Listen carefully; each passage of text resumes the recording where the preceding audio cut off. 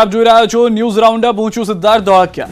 રાજ્યના કેટલાક વિસ્તારોમાં જોરદાર વરસાદી માહોલ છવાયો। અનેક વિસ્તારોમાં વાવણી લાયક વરસાદથી ધરતીપુત્રોના હૈયે હરખ ઉમટ્યો। કેટલાક વિસ્તારોમાં ઉનાળુ પાકને નુકસાનીના પણ અહેવાલ છે।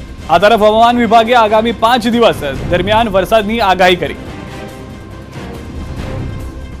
આ દ્રશ્યો ભાવનગરના મહુવા તાલુકાના છે, જ્યાં બગદાણા અને દેવગઢા સહિતના વિસ્તારોમાં ધોધમાર વરસાદથી નાની નદીઓ બે કાંઠે વહેતી થઈ।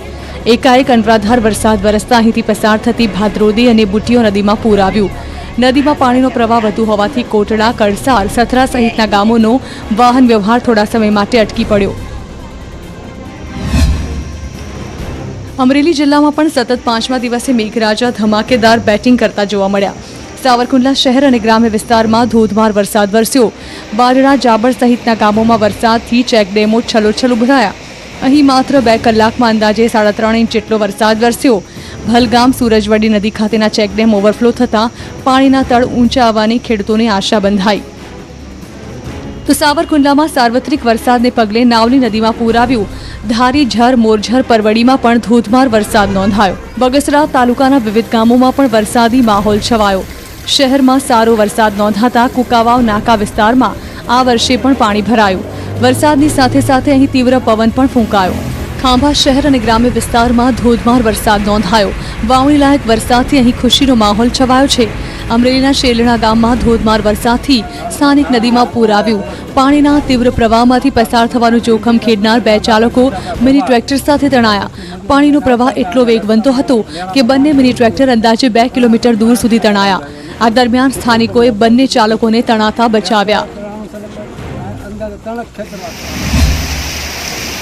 ખેડા જિલ્લાના નડિયાદ શહેરમાં ભારે પવન સાથે ધોધમાર વરસાદ નોંધાયો। ગાજવીજ સાથે વરસાદ પડતા કેટલાક નીચાણવાળા વિસ્તારોમાં ઘૂંટણસમાં પાણી ભરાયા। વીજળી પણ ડૂલ થઈ ગઈ, જેને કારણે સ્થાનિકોએ પ્રશાસન સામે આક્રોશ ઠાલવ્યો। આણંદના ખંભાતમાં પણ ગાજવીજ સાથે વરસાદ નોંધાયો। રાજકોટ શહેર તથા જિલ્લાના ગ્રામ્ય પંથકમાં છૂટો છવાયો વરસાદ નોંધાયો। બપોરે શહેરના મવડી યાનિક રોડ, ગોંડલ રોડમાં વરસાદી માહોલ જોવા મળ્યો। ગોંડલ શહેર અને આસપાસના ગામોમાં ભારે વરસાદ ખાબક્યો। 1 કલાકમાં 2 ઇંચ વરસાદ ખાબક્યો। નીચાણવાળા વિસ્તારોમાં પાણી ભરાઈ ગયા તો કેટલીક જગ્યાએ વાહનો પણ ફસાયા। હવામાન વિભાગે વરસાદની આગાહી આ પહેલાથી જ આપેલી છે, તો ગોંડલમાં 1 કલાકમાં 2.5 ઇંચ વરસાદ નોંધાયો। ધોધમાર વરસાદને કારણે પાણી ભરાયા। ઘણી જગ્યાએ વૃક્ષો ધરાશાયી થવાની ઘટનાઓ પણ સામે આવી। લાલપુલ, ઉમરવાડા અંડરબ્રિજ નીચે પાણી ભરાયા તો લાલપુલ અંડરબ્રિજમાં કાર ફસાઈ। જૂનાગઢ જિલ્લામાં વરસાદી માહોલ છવાયો। માણાવદર અને કેશોદ તાલુકામાં વરસાદ થયો। ભારે પવન સાથે વરસાદનું આગમન થતાં વાવણી લાયક વરસાદથી ખેડૂતોમાં ખુશી જોવા મળી।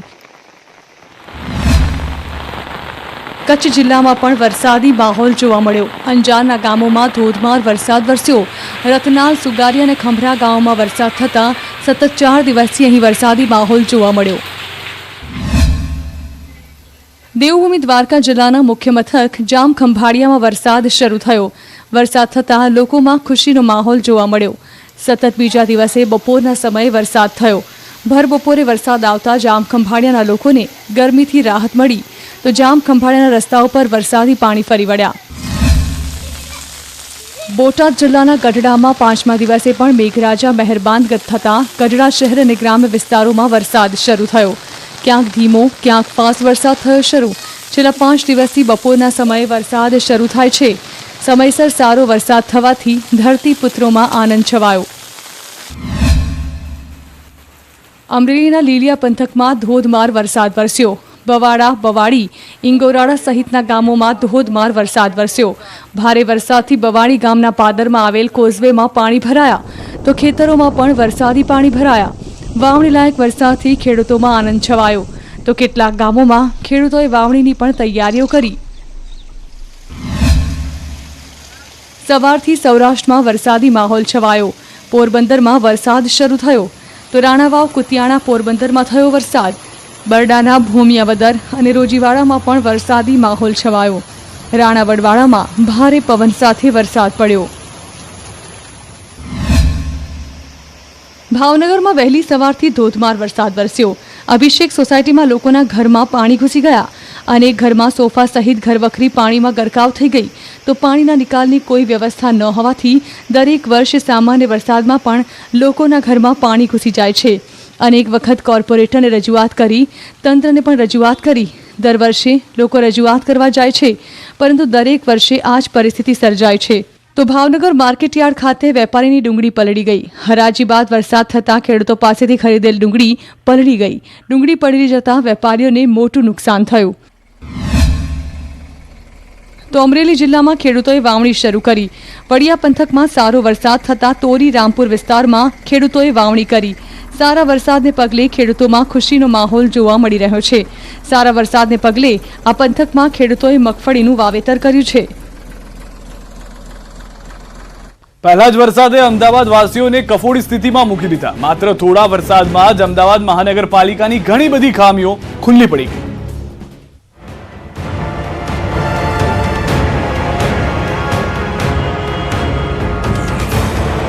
ઠેર ઠેર પાણી ભરાવાના દ્રશ્યો.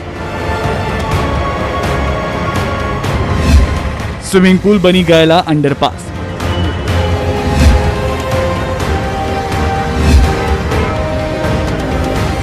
પાણીની વચ્ચે વાહનોને દોરીને જતા લોકો. આ સ્થિતિ જોયા બાદ એ કહેવાની જરૂર નથી કે આ દ્રશ્યો ક્યાંના છે, કારણ કે સૌ કોઈ જાણે છે કે મહાનગરપાલિકાની કૃપાથી દર વર્ષે આવી સ્થિતિ એકમાત્ર શહેરમાં સર્જાય છે, જેનું નામ છે અમદાવાદ. શહેરમાં હજુ તો માંડ એકાદ ઇંચ વરસાદ વરસ્યો ત્યાં જ અખબારનગર અંડરપાસ પાણીથી છલોછલ ભરાઈ ગયો. જાણે કે કોર્પોરેશને અંડરપાસના બદલે ચેકડેમ બનાવ્યો હોય. આ દ્રશ્યો નારોલના છે, જ્યાં થોડા સમયમાં જ વરસાદના કારણે જળબંબાકારની સ્થિતિ સર્જાઈ. રોડ પર ભૂવો પડ્યો, જેમાં કાર ફસાઈ. અહીં ઠેર ઠેર પાણી ભરાતા સ્થાનિકો કફોડી સ્થિતિમાં મુકાયા. સાબરમતી વિસ્તારમાં પણ પાણીની સહેજ પણ તંગી ન વર્તાય એવી વ્યવસ્થા કોર્પોરેશનના એસી ચેમ્બરમાં બેસતા સાહેબોએ કરી, જે આજના વરસાદમાં દેખાઈ પણ આવી. શહેરના બાપુનગર વિસ્તારમાં જળવિહાર કરી શકો એવી સ્થિતિ જોવા મળી. નિકોલ રિંગ રોડ તરફના માર્ગ પર પણ પાણી ફરી વળ્યા, જેમાં અનેક વાહન ચાલકો, રાહદારીઓ અટવાયા, જેઓ શહેરના સ્માર્ટ બનવાના સપના જોઈ રહ્યા છે. આ દ્રશ્યો શહેરના હેલ્મેટ 4 રસ્તા પરના છે, જ્યાં રસ્તો જ જાણે કે નદીમાં ફેરવાઈ ગયો, જેમાં અનેક વાહન ચાલકો ધક્કા મારીને પ્રયાણ કરતા દેખાયા. શિવરંજની વિસ્તારમાં તો પણ રોડ પાણીમાં ગરકાવ જોવા મળ્યા. સિઝનનો પહેલો વરસાદ મજા માણવા માટે હોય છે, પરંતુ અમદાવાદમાં તે હરહંમેશ સજા બની જાય છે.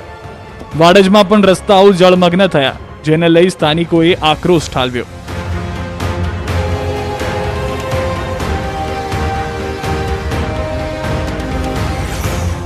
નવા વાડજના રહીશો પણ આ રીતે હાલાકીનો સામનો કરતા જોવા મળ્યા.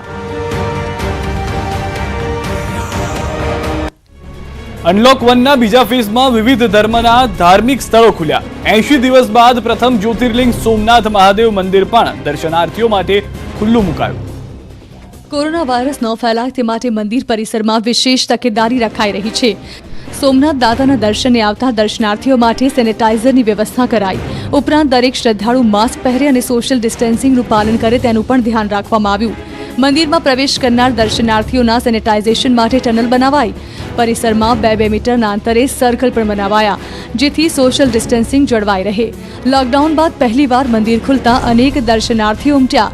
હાલ નવો આદેશ ન આવે ત્યાં સુધી સવારે 7 વાગ્યાથી સાંજે 5 વાગ્યા સુધી મંદિર દર્શનાર્થીઓ માટે ખુલ્લું રહેશે. જો કે હાલ શ્રદ્ધાળુઓ મંદિરમાં જઈને આરતીનો લાહવો નહીં લઈ શકે. પ્રશાસન તરફથી દરેક કલાકે 300 દર્શનાર્થીઓને પ્રવેશ અપાઈ રહ્યો છે. મંદિરની અંદર પણ સોશિયલ ડિસ્ટન્સિંગ જળવાઈ રહે તે માટે સ્ટીકર લગાવાયા છે. તો 65 વર્ષથી મોટી વયના વૃદ્ધો અને 10 વર્ષથી નાની વયના બાળકોને મંદિરમાં પ્રવેશ નહીં મળે. મંદિર ટ્રસ્ટ તરફથી અન્ય જિલ્લાના દર્શનાર્થીઓને વિનંતી કરાઈ છે કે તેઓ 12 જૂનથી સોમનાથ ટ્રસ્ટની વેબસાઇટ પર રજીસ્ટ્રેશન કરાવી ચોક્કસ સમય મેળવી લે, જેથી યોગ્ય વ્યવસ્થા જળવાય. સમય મર્યાદાના કારણે જો સીધા દર્શન કરવા આવે ને એમના દર્શનથી વંચિત ન રહે એ માટે ટ્રસ્ટ દ્વારા ઓનલાઈન દર્શન બુકિંગની વ્યવસ્થા પણ કરવામાં આવી છે. આ તરફ દ્વારકામાં ભગવાન દ્વારિકાધીશના દર્શન માટે ભાવિકો પહોંચ્યા. અહીં પણ તમામ નીતિ નિયમોનું પાલન થાય તે પ્રકારની વ્યવસ્થા ઊભી કરાઈ. વધુ ભીડ ન થાય તે માટે અહીં પણ અમુક સમયના અંતરે મર્યાદિત દર્શનાર્થીઓને પ્રવેશ અપાયો. આ તરફ અરવલ્લીમાં શામળાજી મંદિરમાં પણ લોકડાઉન બાદ પહેલીવાર દર્શનાર્થીઓ ઉમટ્યા. સરકાર તરફથી નક્કી કરાયેલી ગાઈડલાઈનના પાલન સાથે અનેક શ્રદ્ધાળુઓએ શામળિયાના દર્શન કર્યા. અહીં મંદિર પરિસરના ગેટ નંબર 1 પરથી શ્રદ્ધાળુઓને પ્રવેશ અપાયા બાદ સેનેટાઇઝેશન અને થર્મલ સ્ક્રીનિંગ કરાયું. સાથે જ દર્શનાર્થીઓના નામ, સરનામા અને મોબાઈલ નંબરની પણ નોંધણી કરાઈ. સોશિયલ ડિસ્ટન્સિંગ જળવાઈ રહે તે માટે સર્કલ પણ બનાવાયા. મંદિર ખુલ્લું મુકાયાનો આજે પહેલો દિવસ હોવાથી દર્શનાર્થીઓની પાંખી હાજરી જોવા મળી. તો માત્ર ગુજરાત જ નહીં, દિલ્હી, અસમ, મધ્યપ્રદેશ, બિહાર, છત્તીસગઢમાં મંદિરો ખુલતા શ્રદ્ધાળુઓ દર્શન માટે પહોંચતા જોવા મળ્યા. દિલ્હીમાં હનુમાન મંદિર ખાતે એક ભક્ત હનુમાનજીના ગેટઅપમાં મંદિર પર પહોંચ્યો અને ઢોલ નગારાના તાલ પર નૃત્ય કરી પોતાની ભાવના વ્યક્ત કરી.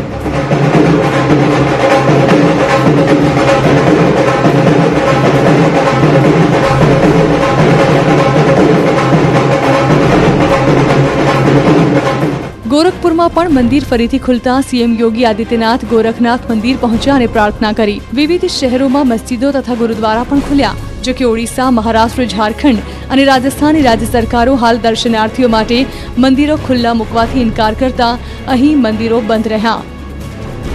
2.5 મહિનાના લોકડાઉન બાદ હાલ દેશમાં અનલોક 1નો બીજો તબક્કો લાગુ થઈ ગયો છે. ધાર્મિક સ્થળ, શોપિંગ મોલ અને રેસ્ટોરન્ટ ખોલવાની પણ અનુમતિ અપાઈ છે. પરંતુ છેલ્લા એક સપ્તાહમાં જે આંકડા સામે આવ્યા છે તે ચિંતા વધારી દઈ રહ્યા છે. દેશભરમાં હાલ કોરોના વાયરસના કેસ એટલી ગતિથી વધી રહ્યા છે, એટલી ગતિ લોકડાઉન દરમિયાન નહોતી. અનલોક 1 લાગુ થયા બાદથી જ દેશમાં દરરોજ સરેરાશ 8,000 થી 10,000 કેસ નોંધાઈ રહ્યા છે. જ્યારે છેલ્લા અઠવાડિયામાં 1900થી વધુ દર્દીઓએ જીવ ગુમાવવો પડ્યો છે. છેલ્લા એક સપ્તાહના આંકડા પર નજર કરીએ તો 1 જૂને દેશમાં 8,392 કેસ નોંધાયા, જ્યારે 230 દર્દીના મોત થયા.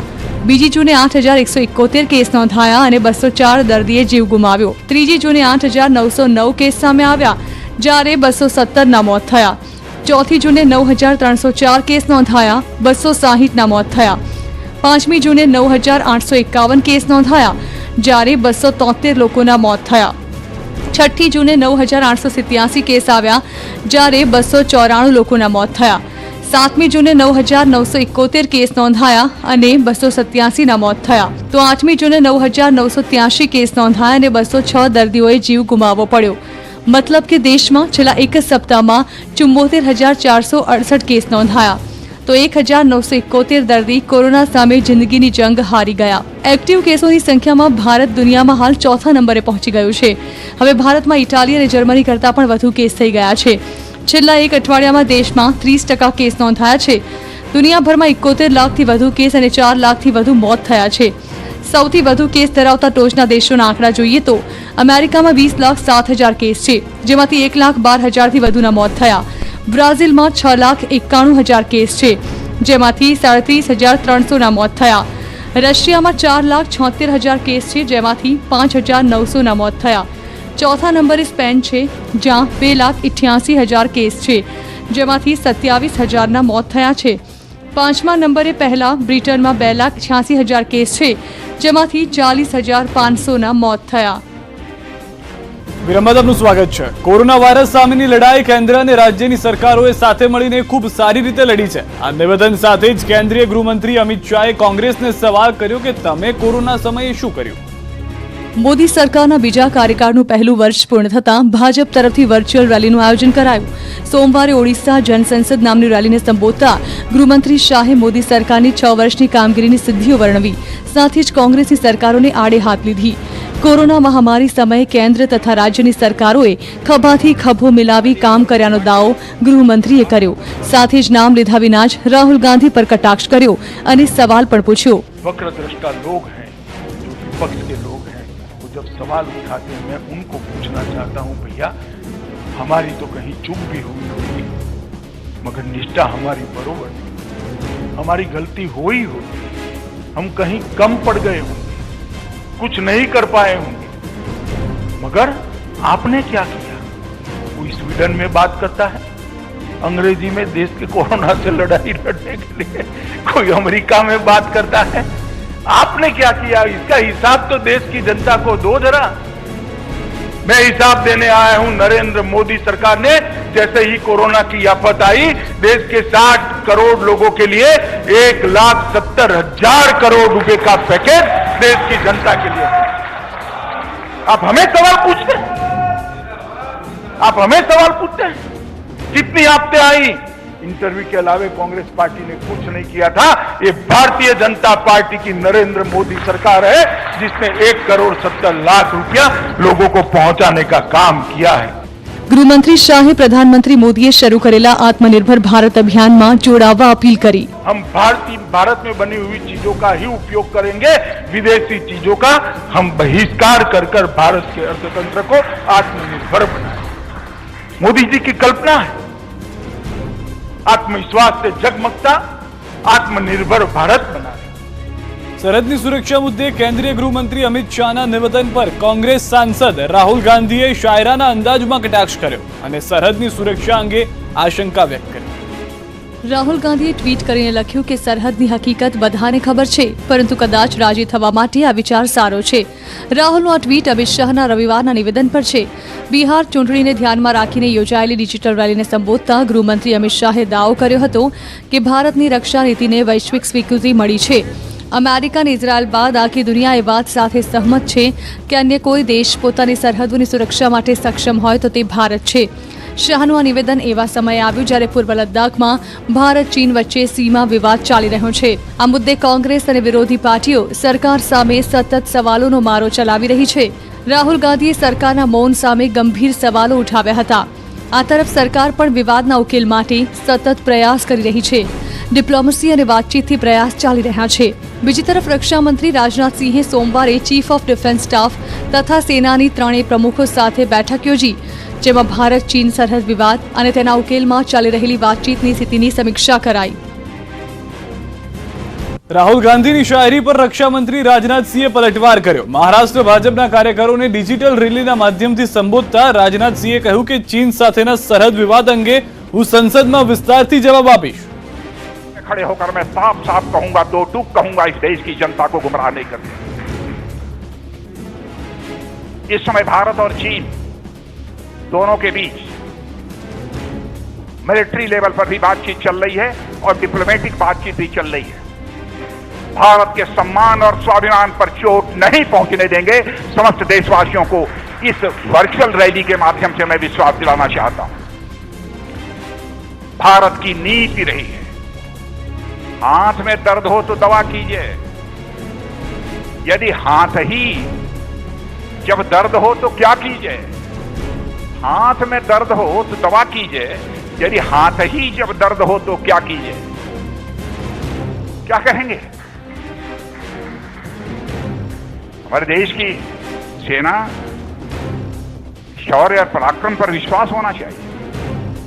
इस प्रकार की बातें नहीं की जानी चाहिए। ભારત ચીન સરહદ પર તણાવની વચ્ચે ભારતમાં અનેક સંગઠન ચીની સામાનનો વિરોધ કરી રહ્યા છે અને તેનો બહિષ્કાર કરવા માટે કેમ્પેન પણ ચલાવી રહ્યા છે। બીજી તરફ ચીને પણ ભારતમાં તેમના સામાનમાં બહિષ્કાર પર આકરી પ્રતિક્રિયા આપી છે। ચીને સ્પષ્ટ કહ્યું છે કે ભારતમાં કેટલાક અતિ રાષ્ટ્રવાદી અમારો સામાનની વિરુદ્ધ અફવાઓ ફેલાવી રહ્યા છે, પરંતુ તેનો બહિષ્કાર કરવો એટલો સરળ નથી। ચીને કહ્યું કે અમારો સામાન ભારતીય સમાજનો મહત્વનો હિસ્સો બની ગયો છે અને તે હવે 7,000 કરોડથી વધુનો કારોબાર છે। ચીનની સરકારી મીડિયા ગ્લોબલ ટાઇમ્સમાં પ્રકાશિત એક રિપોર્ટ મુજબ ચીને કહ્યું છે કે ભારતની કેટલીક અતિ રાષ્ટ્રવાદી પાર્ટીઓ સતત ચીનને બદનામ કરવાનું કાવતરું રચી રહી છે। આવું પહેલીવાર નથી કે ચીનના સામાનનો બહિષ્કાર કરવા માટે કેમ્પેન ચલાવવામાં આવ્યું હોય, પરંતુ અમે ભારતને સમજાવવા માંગીએ છીએ કે આ ખોટનો સોદો છે અને આવું શક્ય પણ નથી। ચીને બોલિવૂડ ફિલ્મ ફેમ વૈજ્ઞાનિક સોનમ વાંગચુક દ્વારા જાહેર કરવામાં આવેલા વિડીયો અને રિમૂવ ચાઇનીઝ એપ નામની એપ્લિકેશનને લઈને પણ આકરી પ્રતિક્રિયા આપી છે।